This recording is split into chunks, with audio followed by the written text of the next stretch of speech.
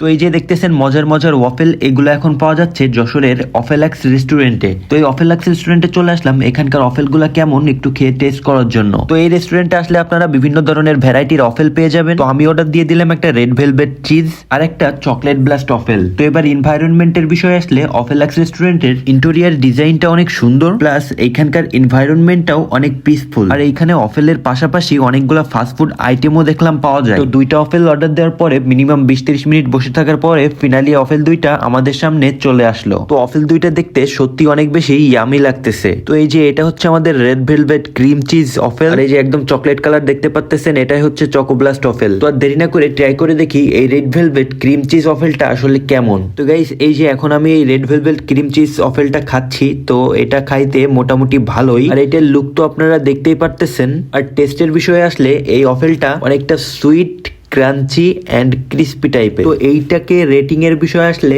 10 out of 8 দেওয়াই যায়। তো গাইস এখন আমি যে অফেলটা খাচ্ছি এটা হচ্ছে চকোব্লাস্ট অফেল, আর এইটা খাইতে মোটামুটি ভালোই লাগছে আমার। আর এইটার টেস্টটা অনেক বেশি চকলেটি প্লাস ক্রিমিও, প্লাস এইটার ভিতরে ক্রিস্পিনেসটাও আছে। তো এটা আমার অনেক বেশি ভালো লেগেছে, কিন্তু অনেক বেশি সুইটি হওয়ার কারণে যারা মিষ্টি খেতে পারেন না তাদের একটু সমস্যা হইতে পারে। এন্ড রেটিং এর বিষয়ে আসলে এটাকে 10 আউট অফ 9 দেওয়াই যায়। আর এই অফেলাক্স রেস্টুরেন্টের লোকেশন হলো যশোরের আদ্দিন হসপিটালের একদম অপোজিটেই।